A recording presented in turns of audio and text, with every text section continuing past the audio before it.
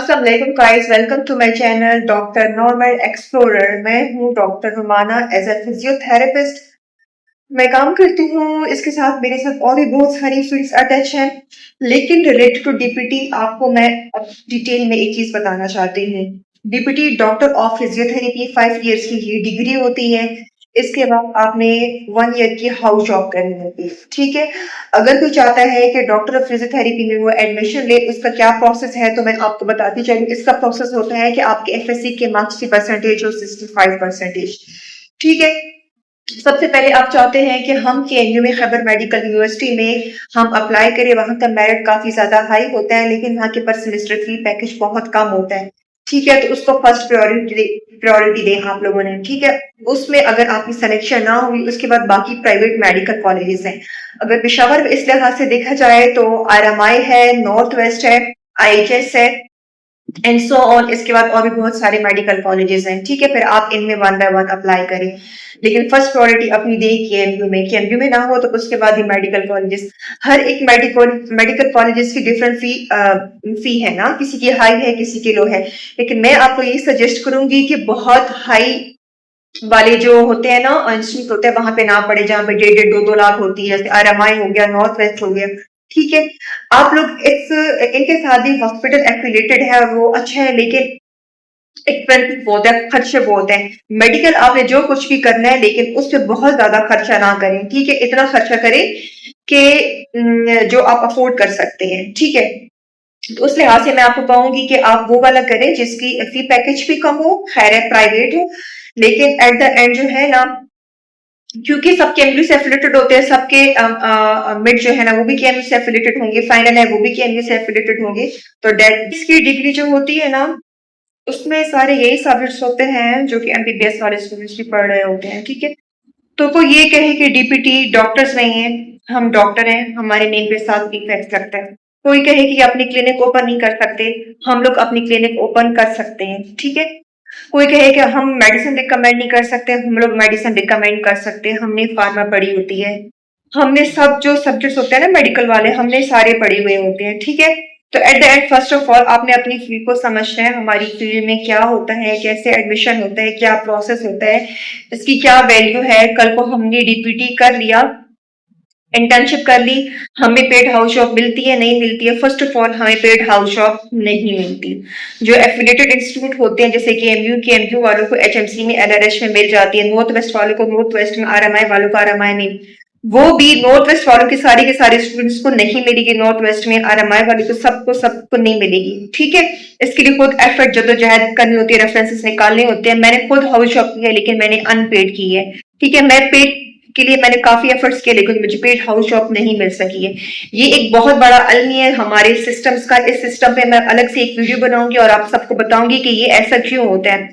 और हमने 5 ईयर जो पढ़ा होता है, इसमें हम किस मेंटली टॉर्चर से गुजरते हैं, अपने टीचर से, अपने सिस्टम से, जिन कंडीशन से, जिन मुश्किलात से हम सफर करते हैं, वो भी one by one each and everything में आपको सब कुछ डिटेल में बताऊंगी। About hostel life, about medical life, about expenses, about each and everything detail में। लेकिन अभी तक मेरी फर्स्ट वीडियो है, ये मैं फर्स्ट वीडियो में आपको ये बताना चाह रही हूँ, डीपीटी का स्कोप है पाकिस्तान में नहीं तो बाहर बहुत ज्यादा डीपीटी का स्कोप है। डीपीटी बहुत वैल्यूएबल डिग्री है।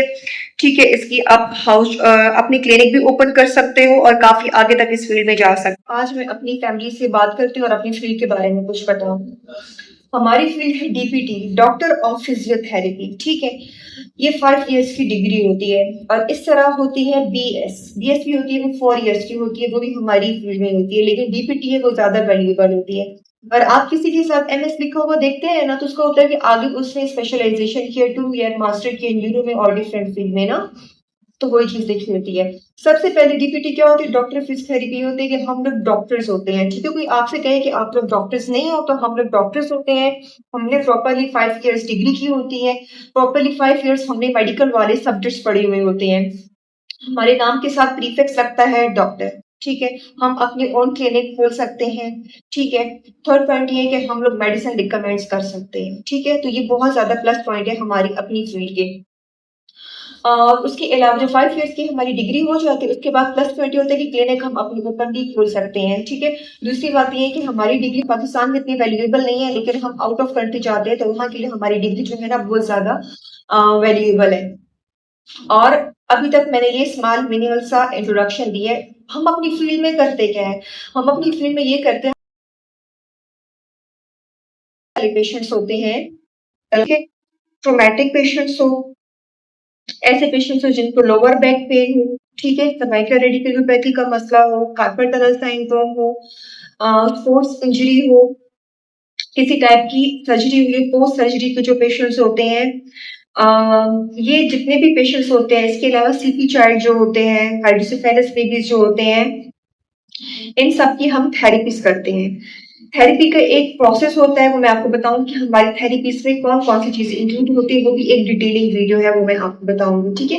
लेकिन इन पेशेंट्स को आप लोग ले सकते हैं, ठीक है, इनको हम रिहेबिलिटेट करते हैं प्रॉपरली, हम इनको सेशन देते हैं, प्रोटोकॉल्स देते हैं, मेडिसिन भी रिकमेंड कर सकते हैं। तो ओवरऑल इनका प्रोसेस होता है। तो वो पेशेंट्स जिनको सर्जरीज रिकमेंड की गई होती हैं, हम अपने सेशन से, हम अपने प्रोटोकॉल से 2000 years later.